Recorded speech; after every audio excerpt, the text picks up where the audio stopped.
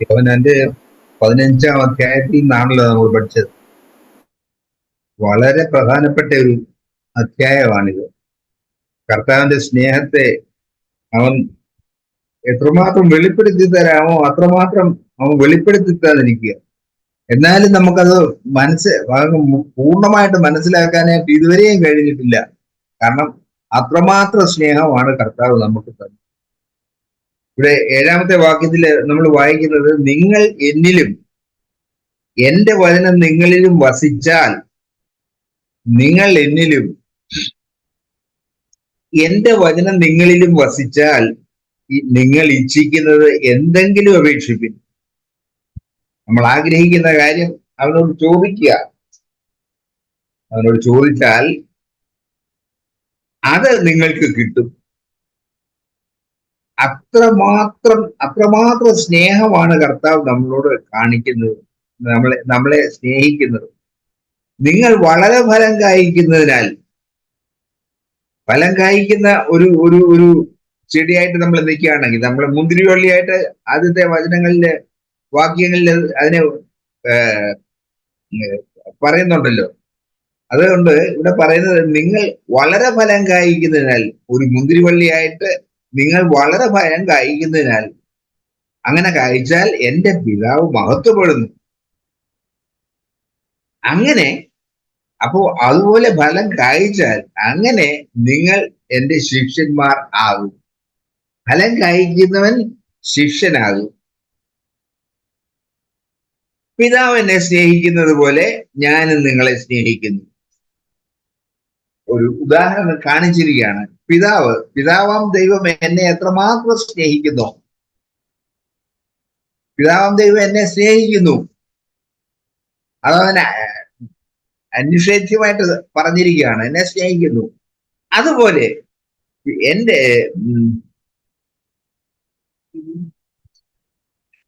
പിതാവ് എന്നെ സ്നേഹിക്കുന്നത് പോലെ ഞാൻ നിങ്ങളെ സ്നേഹിക്കുന്നു. എന്റെ സ്നേഹത്തിൽ വസിപ്പിൻ. അത് നമ്മളോടുള്ള കൽപ്പനയാണ്. എന്റെ സ്നേഹത്തിൽ വസിപ്പിൻ. കർത്താവിന്റെ സ്നേഹത്തിൽ വേണം നമ്മൾ ജീവിക്കാൻ. ഒരിക്കലും ആ സ്നേഹം നമ്മളിൽ നിന്ന് വിട്ടുപോകരുത്. എന്റെ സ്നേഹത്തിൽ വസിപ്പിൻ. ഞാൻ എന്റെ പിതാവിന്റെ കൽപ്പനകൾ പ്രമാണിച്ച് അവന്റെ സ്നേഹത്തിൽ വസിക്കുന്നത് പോലെ നിങ്ങൾ എന്റെ കൽപ്പനകൾ പ്രമാണിച്ചാൽ എന്റെ സ്നേഹത്തിൽ വസിക്കും. അപ്പോ കർത്താവിന്റെ സ്നേഹത്തിൽ വസിക്കുന്നത് എങ്ങനെയാണെന്ന് അവൻ പിന്നെ വീണ്ടും എക്സ്പ്ലെയിൻ ചെയ്യാണ്. എങ്ങനെയാണ്? ഞാൻ എന്റെ പിതാവിന്റെ കൽപ്പനകൾ അനുസരിക്കുന്നത് പോലെ നിങ്ങൾ എന്റെ കൽപ്പനകൾ അനുസരിച്ചാൽ എന്റെ സ്നേഹത്തിൽ വസിക്കും. എന്റെ സന്തോഷം നിങ്ങളിൽ ഇരിപ്പാനും. അങ്ങനെ നിങ്ങൾ പ്രമാണിക്കുകയാണെങ്കിൽ, നിങ്ങൾ എന്റെ കൽപ്പനകൾ പ്രമാണിക്കുകയാണെങ്കിൽ അവിടെ നമുക്ക് ലഭിക്കുന്നത് എന്താണ്? എന്റെ സന്തോഷം നിങ്ങളിൽ ഇരിപ്പാനും നിങ്ങളുടെ സന്തോഷം പൂർണ്ണമാകുവാനും. അപ്പോൾ നിങ്ങൾ എന്റെ കൽപ്പനകൾ അനുസരിക്കുകയാണെങ്കിൽ നിങ്ങളെ നിവസിക്കും. പിന്നെ പറയുന്നത്, എന്റെ സന്തോഷം നിങ്ങളിൽ ഇരിപ്പാനും. കർത്താവ് എപ്പോഴും സന്തുഷ്ടനായിരുന്നു. നിങ്ങളിൽ ഇരിപ്പാനും നിങ്ങളുടെ സന്തോഷം പൂർണ്ണമാകുവാനും, പൂർണ്ണമായ സന്തോഷം ഉണ്ടാകുവാനും ഞാൻ ഇത് നിങ്ങളോട് സംസാരിച്ചിരിക്കുന്നു. ഈ വചനങ്ങൾ അതിനു വേണ്ടിയിട്ടാണ്. നമ്മൾ എപ്പോഴും സന്തോഷത്തിൽ ഇരിക്കാൻ വേണ്ടിയാണ്. യേശു എന്നെ സ്നേഹിക്കുന്നു. യേശുവിനെ പിതാവ് സ്നേഹിക്കുന്നു. പിതാവ് സ്നേഹിക്കുന്നത് പോലെ യേശു നമ്മളെയും സ്നേഹിക്കുന്നു. അത് നമ്മൾ അറിഞ്ഞു കഴിയുമ്പോൾ നമുക്ക് എത്രമാത്രം സന്തോഷം ഉണ്ടാകും അതറിയണം. അതിന്റെ ആ വലിപ്പത്തിൽ നമ്മൾ അറിയണം. അതിന്റെ എക്സാക്ട് വലിപ്പത്തിൽ നമ്മൾ അറിയണം. സംസാരിച്ചിരിക്കുന്നു, ഞാൻ നിങ്ങളെ സ്നേഹിച്ചതുപോലെ നിങ്ങളും തമ്മിൽ സ്നേഹിക്കണം എന്നാകുന്നു എന്റെ കൽപ്പന. ഞാൻ നിങ്ങളെ സ്നേഹിച്ചതുപോലെ, നമ്മൾ സ്നേഹിക്കുന്നത്, നിങ്ങൾ തമ്മിൽ സ്നേഹിക്കുന്നത് എങ്ങനെ വേണം? ഞാൻ നിങ്ങളെ സ്നേഹിച്ചതുപോലെ.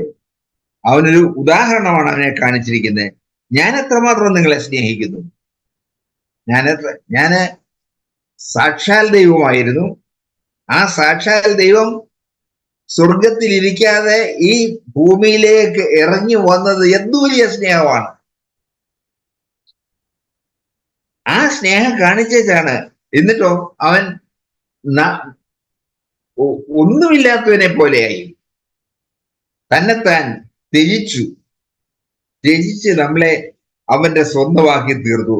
അങ്ങനെ അപ്പൊ അവൻ പറയുന്നത്, ഞാൻ എന്റെ പിതാവിന്റെ കൽപ്പനകൾ അല്ല 11 വാക്യം, എന്റെ സന്തോഷം നിങ്ങളിൽ ഇരിപ്പാനും നിങ്ങളുടെ സന്തോഷം പൂർണ്ണമാകുവാനും ഇത് ഞാൻ നിങ്ങളോട് സംസാരിക്കുന്നു. ഞാൻ നിങ്ങളെ സ്നേഹിച്ചതുപോലെ നിങ്ങളും തമ്മിൽ തമ്മിൽ സ്നേഹിക്കണം.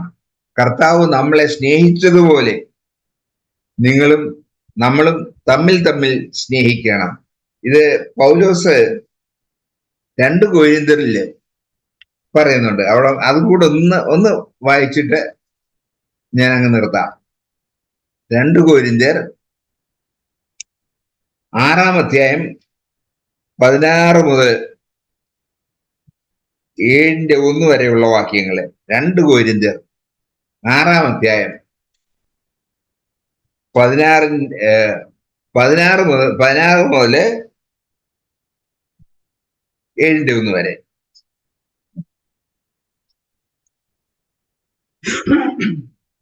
ദേവാലയത്തിന് വിഗ്രഹങ്ങളോട് എന്ത് യോഗ്യത? നാം ജീവനുള്ള ദൈവത്തിന്റെ ആലയമല്ലോ. നമ്മള് ജീവനുള്ള ദൈവത്തിന്റെ ആലയമാകുന്നു. ഞാൻ അവരിൽ വസിക്കുകയും നമ്മളിൽ വസിക്കുകയും അവരുടെ ഇടയിൽ നടക്കുകയും ചെയ്യും. ഞാൻ അവർക്ക് ദൈവവും അവർ എനിക്ക് പിതാവും അവർ എനിക്ക് ജനവുമാകും എന്ന് ദൈവം അരുളി ചെയ്തിരിക്കുന്നുവല്ലോ. അതുകൊണ്ട് നമ്മൾ എന്ത് ചെയ്യണം? അവരുടെ നടുവിൽ നിന്ന് പുറപ്പെട്ട് വേർപെട്ടിരിപ്പിൻ. ഈ ലോകത്തിന്റെ മധ്യത്തിൽ നിന്ന്, ലോകത്തിന്റെ മക്കളിൽ നിന്ന് പുറപ്പെട്ട് വേർപെട്ടിരിപ്പിൻ എന്ന് കർത്താവ് അരുളി ചെയ്യുന്നു. അശുദ്ധമായതൊന്നും തുടരരുത്. അശുദ്ധമാണ് ലോകം.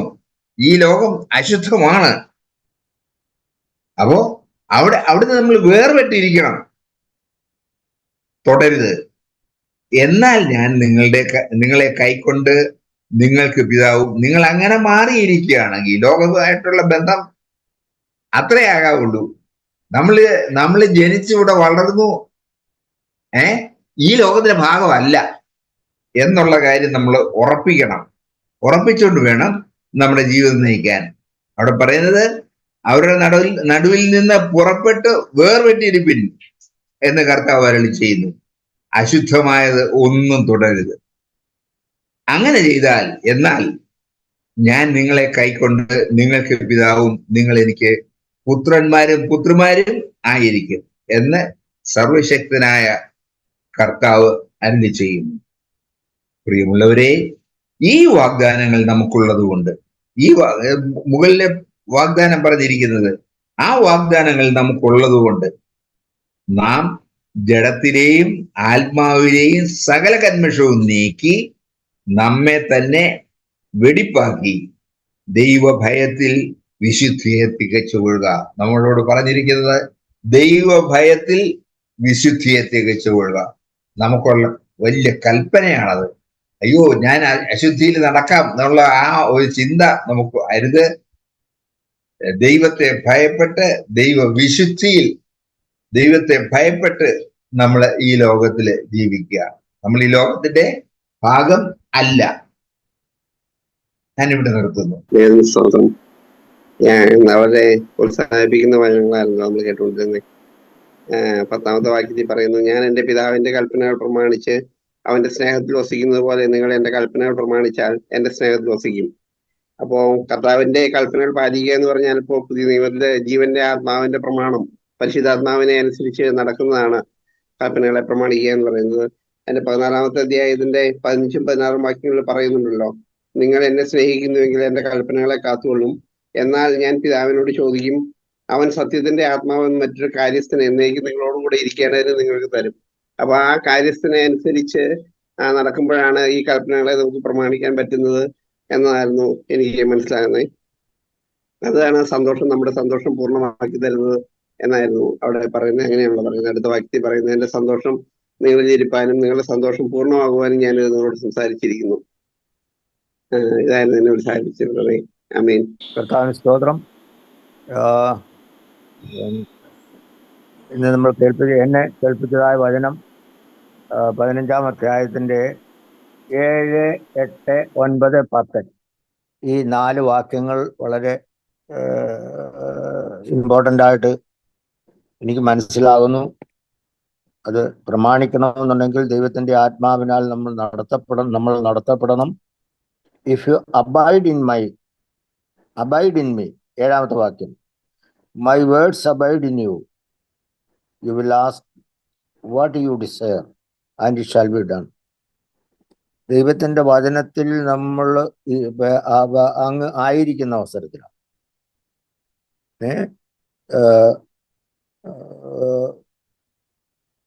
നമ്മൾ എന്ത് ചോദിച്ചാലും, ദൈവത്തോട് ചോദിച്ചു കഴിഞ്ഞാലും it shall be done for you. അതാണ് ഒരു ഒരു ഒരു ഒരു ഒരു ഒരു ഒരു ഒരു ഒരു വഴി. This is by this my Father is glorified that you bear much fruit, so you shall be my disciple. അതായത് കർത്താവിൻ്റെതായ ഡിസൈപ്പിൾസിനുള്ള ഒരു ഒരു ഒരു പ്രത്യേകത ഇതാണ്, and you bear much fruit. അതായത് നമ്മൾ ഫലം കായ്ക്കുന്ന ആൾക്കാർക്കാണ് കർത്താവിൻ്റെ ശിഷ്യൻ എന്ന്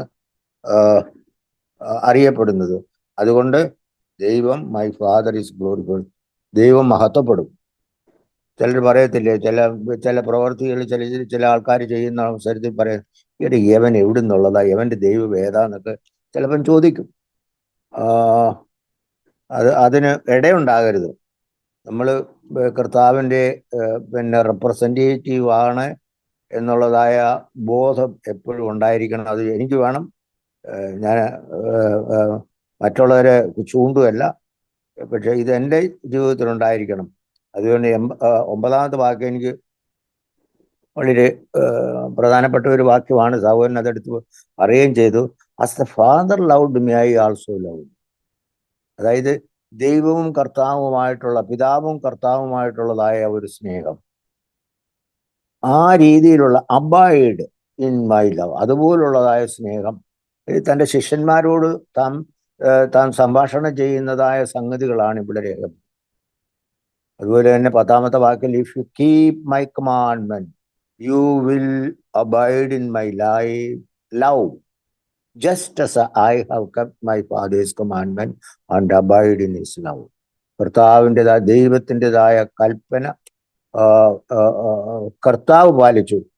അതുകൊണ്ട് I have kept my father's commandment and abide in his love. അങ്ങനെ ആ കൽപ്പന പ്രമാണിക്കുന്നതിൻ്റെ ഫലമായിട്ടാണ് ദൈവത്തിൻ്റെ സ്നേഹത്തിൽ വസിക്കുന്നത്. അങ്ങനെയുള്ള ഒരു ജീവിതമാണ് കർത്താവ് ആഗ്രഹിക്കുന്നത്. കർത്താവ് ആഗ്രഹിക്കുന്നതായ രീതിയിലുള്ളതായ ആ സ്നേഹത്തിൽ വസിക്കുവാനും കർത്താവിൻ്റെതായ മക്കൾ ആഗ്രഹിക്കുന്നതായ രീതിയിലുള്ളതായ ഫലം പുറപ്പെടുവിക്കുന്നതിന് വേണ്ടി കർത്താവ് ആഗ്രഹിക്കുന്നു. അത് ഞാനും ആഗ്രഹിക്കുകയാണ്. ഈ വചനം എന്നിൽ പരിവർത്തിക്കട്ടെ എന്ന് ഞാൻ ആഗ്രഹിക്കുന്നു. May God help me. ദൈവത്തിന്റെ നാമം മാറ്റപ്പെടുന്നതാകട്ടെ. കേൾപ്പിച്ച വചനത്തെ എന്റെ സന്നിധിയിൽ എന്നെ അങ്ങ് താഴ്ത്തി ഏൽപ്പിക്കുക. കാരണം ഞാൻ ആലോചിക്കുമായിരുന്നു, എന്റെ ഹൃദയത്തിൽ കൂടെ പോയത് യോഹന്നാൻ അപ്പോസ്തലന് AD 90 ഇത് എഴുതുന്നത്. അപ്പൊ നീണ്ട 60 വർഷത്തിന് മുമ്പ് സംഭവിച്ച കാര്യം ആ കർത്താവിന്റെ മാറോട് ചേർന്നിരുന്ന് കർത്താവിന്റെ സ്നേഹം അനുഭവിച്ച് അറിഞ്ഞ ആ നീണ്ട വർഷത്തിന് മുമ്പ് നടന്ന കാര്യം ദൈവത്തിന്റെ പരിശുദ്ധാത്മാവിനാല് ഇവിടെ നമുക്കിന്ന് വായിക്കുമ്പോൾ എത്രമാത്രം ആ സ്നേഹത്തിന്റെ അപ്പോസ്തലൻ എന്ന് പറയുമ്പോൾ അത് എത്രമാത്രം ഹൃദയസ്പർശിയായിട്ട് നമ്മുടെ അനുഭവത്തിൽ കൂടി കടന്നു പോകുന്നു. ഞാൻ നോക്കിക്കഴിഞ്ഞാൽ ജനിച്ചത് ക്രിസ്തീയ പാരമ്പര്യത്തിലാണ്. ജനിച്ച കാലം മുതൽ, അണ്ടർ സ്കൂൾ പഠിക്കാൻ പോകുന്ന കാലം മുതൽ ഇതൊക്കെ യേശു സ്നേഹമാണ്, ദൈവസ്നേഹം തന്നെ, ഇങ്ങനൊക്കെ ചെറുതായിട്ടൊക്കെ മനസ്സിലാക്കി വന്ന. പക്ഷെ ആ സ്നേഹം ഇന്ന് കർത്താവിന്റെ ഒന്ന് ഓർത്തു നോക്കിയാല് കർത്താവിന്റെ ഭാഗത്തു നിന്നുള്ള സ്നേഹം ഒന്ന് ഓർക്കുമ്പോ എത്രമാത്രം ദൈവം നമ്മെ സ്നേഹിക്കുന്നു. കർത്താവ് ആ ഇന്റിമേറ്റ് റിലേഷൻഷിപ്പാ ദൈവം തമ്പുരാൻ നമ്മളോട് കാണിക്കുന്നത്. ഇപ്പൊ പഴയ ദിനത്ത് നോക്കി നമുക്ക് ഏതൻ തോട്ടത്തിലെ കാര്യമെല്ലാം അറിയാം. എങ്കിലും അവിടുന്ന് ആ ഭാഗത്തു നിന്ന് നോക്കുമ്പോൾ കർത്താവിന്റെ ആ സ്നേഹവും നോക്കി. ആ 15:9 പിതാവിനെ സ്നേഹിക്കുന്ന പോലെ ഞാനും നിങ്ങളെ സ്നേഹിക്കുന്നു, എന്റെ സ്നേഹത്തിൽ വസിപ്പീൻ. കർത്താവ് ആഹ്വാനം ചെയ്യുക, നിങ്ങൾ എന്റെ സ്നേഹത്തിൽ വസിക്ക്, അപ്പോൾ ഞാൻ നിങ്ങളെ എന്റെ സ്നേഹിതന്മാരാക്കുമെന്ന് 14 പറയുന്നുണ്ട്, 14-ാം വാക്യം. അപ്പൊ എന്റെ സ്നേഹത്തെ, അപ്പൊ കർത്താവ് അങ്ങോട്ട് ശിഷ്യന്മാരെ അങ്ങോട്ട് മാറോട് വലിച്ചടിപ്പിക്കുക, നിങ്ങൾ എന്റെ സ്നേഹത്തിൽ വസിപ്പീൻ. ഈ വചനം ഇപ്പോൾ വായിക്കുമ്പോൾ എത്ര വട്ടം വായിച്ചു പോയതാ, ഇപ്പൊ വായിക്കുമ്പോൾ എന്റെ ഹൃദയത്തിൽ വരുന്നത് എന്റെ കർത്താവിനോടുള്ള സ്നേഹം. കർത്താവ് ഇപ്പോഴും വിളിക്കുക, he's calling us, inviting us. എന്തിനാ? ഇന്റിമേറ്റ് റിലേഷൻഷിപ്പ്, എന്റെ സ്നേഹത്തിൽ വസിപ്പാൻ, എന്റെ സ്നേഹിതനാകുവാൻ. ഈ കർത്താവ് ആരാ? ഉയരത്തിലുള്ള ദൈവം, സകലത്തെ സൃഷ്ടിച്ചവനായ ദൈവം, ഒരു യോഗ്യതയില്ലാതെ പുറംപോക്കി കിടക്കുന്ന കേവലം പുല്ല് വാടിപ്പോകുന്ന പോലെ വാടിപ്പോകുന്ന ഈ മനുഷ്യനെ എന്നെ എന്തുമാത്രം ദൈവം ഈ വചനത്തിൽ കൂടി സ്നേഹിക്കുന്ന. അപ്പൊ ഒന്ന് നോക്കുമ്പോൾ 1 യോഹന്നാൻ ദൈവം എങ്ങനെയാ നമ്മളെ സ്നേഹിച്ചേ? പിതാവായ ദൈവം ലോകത്തെ സ്നേഹിച്ചത് യോഹന്നാൻ 3:16 പറയുന്നുണ്ടല്ലോ, തന്റെ ഏകജാതനായ പുത്രനിൽ വിശ്വസിക്കുന്ന ഏവനും നശിച്ചു പോകാതെ നിത്യജീവൻ പ്രാപിപ്പാന് ദൈവം അവനെ നൽകുവാൻ തക്കവണ്ണം ലോകത്തെ സ്നേഹിച്ചു. പുത്രൻ എങ്ങനെയാ നമ്മളെ സ്നേഹിച്ചത്? അപ്പം അതായത് 1 യോഹന്നാൻ 3:16 അവൻ നമുക്ക് വേണ്ടി തന്റെ പ്രാണനെ വെച്ചുകൊടുത്തതിനാൽ നാം സ്നേഹം എന്തെന്ന് അറിഞ്ഞിരിക്കുന്നു. അപ്പം പിതാവായ ദൈവം നമ്മെ സ്നേഹിച്ചത്, പിതാവ് നമ്മെ സ്നേഹിച്ചത് തന്റെ പുത്രനെ തന്ന്, പുത്രൻ നമ്മെ സ്നേഹിച്ചത് ആ ജീവൻ തന്ന് നമ്മളെ വീണ്ടെടുത്ത് കാൽവരി ക്രൂശിൽ നമുക്ക് വേണ്ടി യാഗമായി തീർന്നു. അപ്പോൾ അപ്പൊ എന്നെ തേടി വന്ന് എനിക്ക് വേണ്ടി ഇങ്ങനെ ജീവൻ തന്ന് വീണ്ടെടുക്കാൻ തക്കവണ്ണം എന്റെ അവസ്ഥ എന്താണെന്ന് ഞാനിപ്പോ ഒന്ന് ആലോചിക്കുക. നമ്മൾ ആരായിരുന്നു? എഫീഷ്യൻസ് 2 പറയാം, അതിക്രമങ്ങളാലും പാപങ്ങളാലും മരിച്ചവരായിരുന്നു, കോപത്തിന്റെ മക്കളായിരുന്നു, ഒരു യോഗ്യതയിലായിരുന്ന സ്ഥാനത്താണ് കർത്താവ് ഇറങ്ങി വന്നേ. കൊലോഷ്യൻസ് 1:21 പറയാം, ദുഷ്പ്രവർത്തിക്കാരായിരുന്നു, മനസ്സുകൊണ്ട് അകന്നവരായിരുന്നു, ശത്രുക്കളായിരുന്നു. അപ്പൊ ആ സ്ഥാനത്താണ് ദൈവം പറയുന്നത്, വാ നിങ്ങൾ എന്റെ സ്നേഹത്തിൽ വസിപ്പീ. നമ്മളെ ഇൻവൈറ്റ് ചെയ്യുന്നു കർത്താവ്, നിങ്ങൾ എന്റെ സ്നേഹിതരാകുകയും. നമുക്കറിയാം എന്തെല്ലാം പൊസിഷനാ നമുക്ക് സ്വർഗത്തിൽ വെച്ചിരിക്കുന്നെന്നുള്ളത്. അപ്പൊ ഇവിടെ ഈ വചനത്തിലൂടെ ഉള്ളത് നോക്കുമ്പോൾ അപ്പൊ എനിക്ക് ആ സ്നേഹം കർത്താവിനോട് ഉണ്ടോ എന്നുള്ളതാണ് എനിക്കിതിലൂടെ എന്റെ മനസ്സിൽ വന്നത്.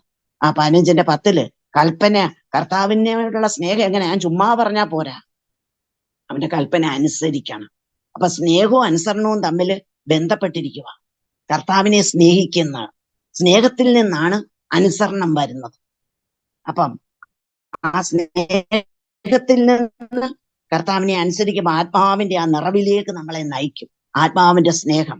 കൊലോഷ്യൻസ് 1:27 ഭക്തത്തിന്റെ പ്രത്യാശ ക്രിസ്തു എന്നിൽ അവസിക്കുന്നു. ആ കർത്താവിൽ വസിച്ചെങ്കിലേ, കർത്താവ് നമ്മളിൽ നിന്ന് വസിക്കുന്ന ആ കർത്താവിനുള്ള ഇമ്പോർട്ടൻസ് ഞാൻ കൊടുക്കുന്നുണ്ടോ? കർത്താവ് എന്നിൽ വസിക്കും. ആത്മാവിന്റെ നിറവിലാണോ? ആത്മാവിന്റെ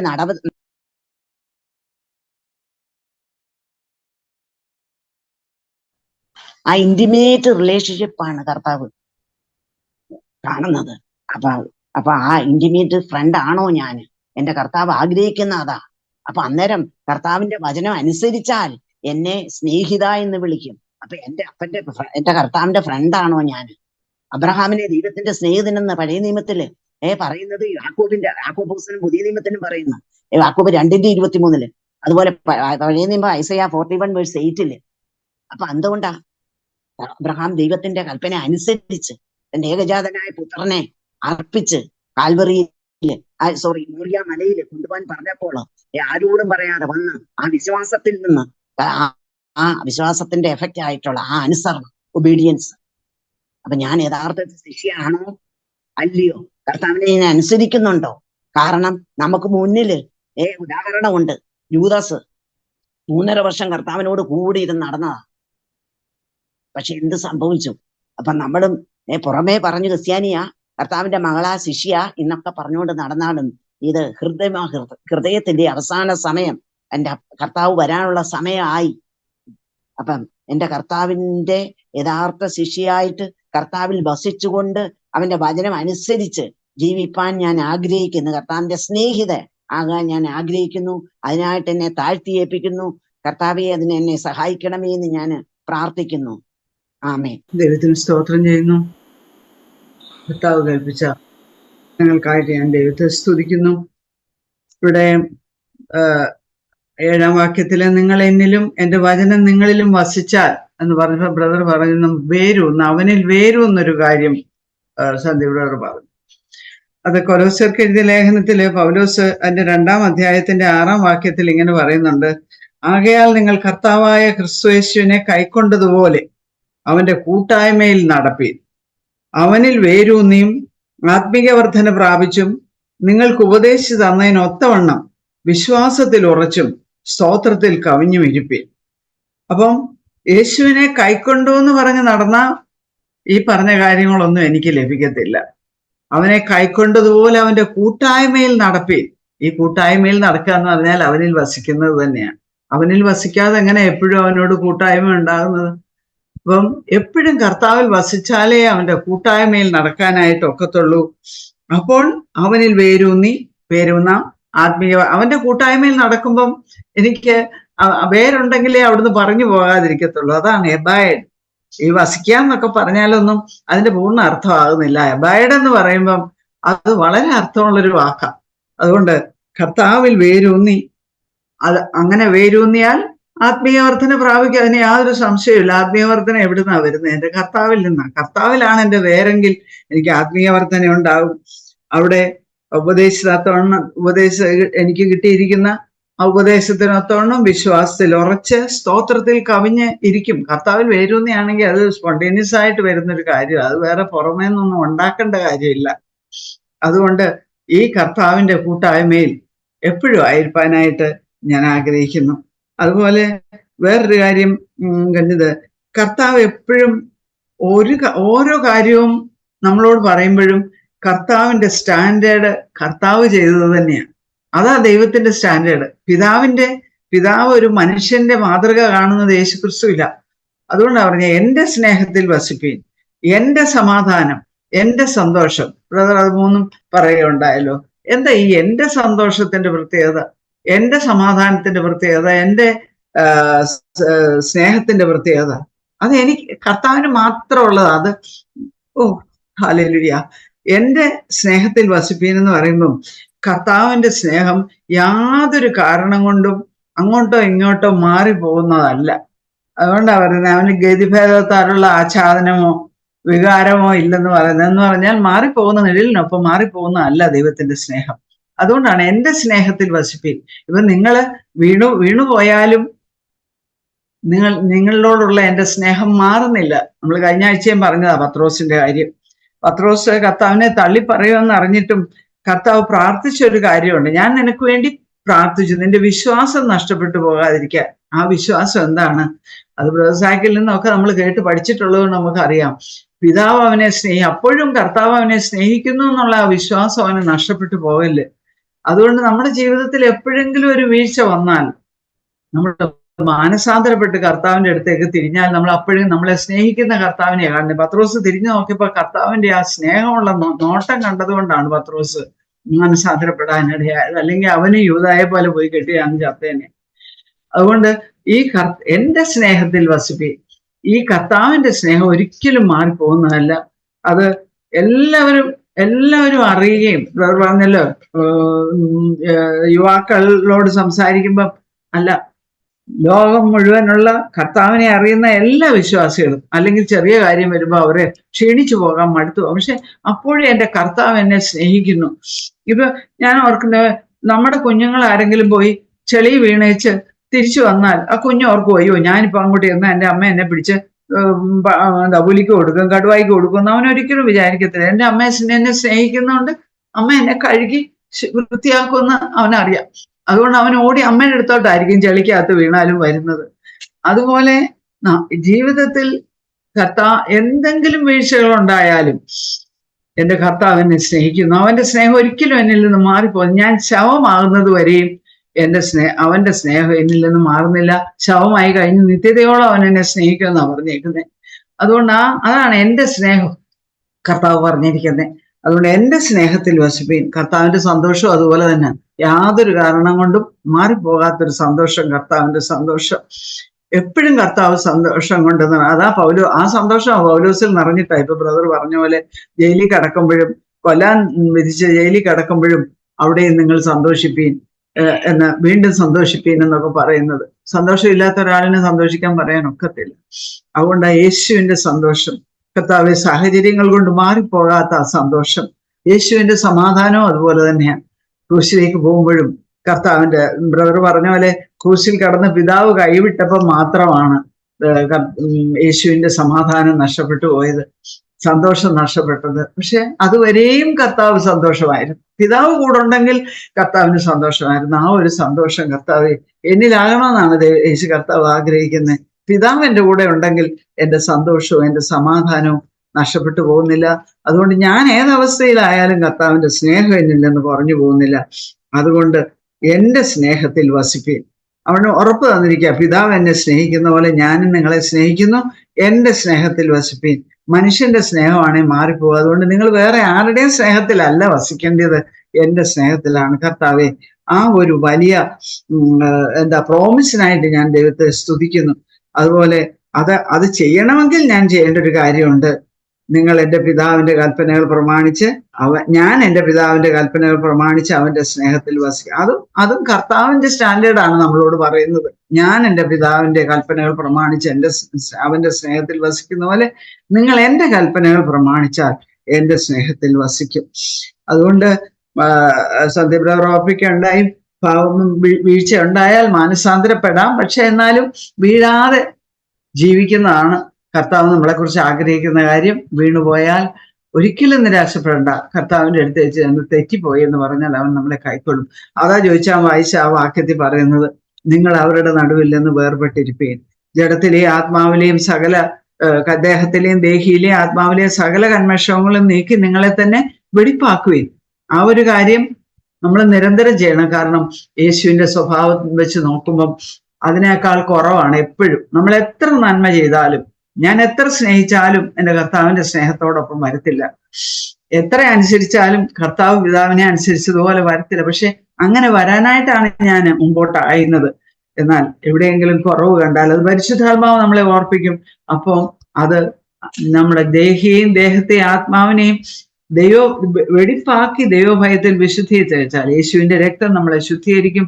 അങ്ങനെ ദൈവഭയത്തിൽ വിശുദ്ധിയെ തികച്ചാൽ കർത്താവ് നമ്മളിൽ വസിക്കും, ഞാൻ കർത്താവിലും വസിക്കും. കർത്താവ് എന്നിൽ വസിക്കും, ഞാൻ കർത്താവിലും വസിക്കും. അവന്റെ സ്നേഹം മാറിപ്പോകുന്നില്ല.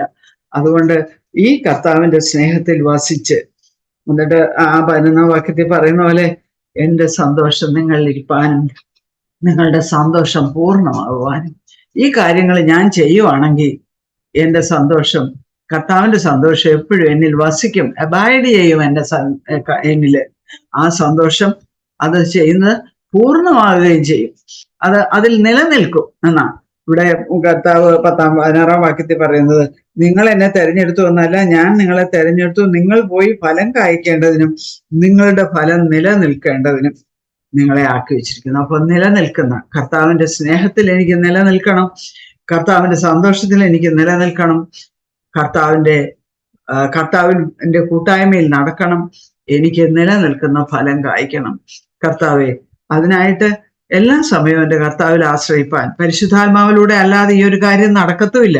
ഞാൻ ഉണ്ടാക്കിയാലൊന്നും ഇതുണ്ടായി വരത്തില്ലെന്ന് എനിക്കറിയാം. പാപമല്ലാതെ ഒന്നും എനിക്ക് തനിയെ ചെയ്യാൻ കഴിയത്തില്ല. അതുകൊണ്ട് കർത്താവെ, പൗലോസ് പറയുന്നത്, പാപത്തിന് അധീനമായി വിൽക്കപ്പെട്ട ഒരു ശരീരത്തിൽ ഞാൻ വസിക്കുന്നു. അതുകൊണ്ട് ഈ ജഡത്തിൽ ഒരു നന്മയും വസിക്കുന്നില്ലെന്ന് എനിക്കറിയാം.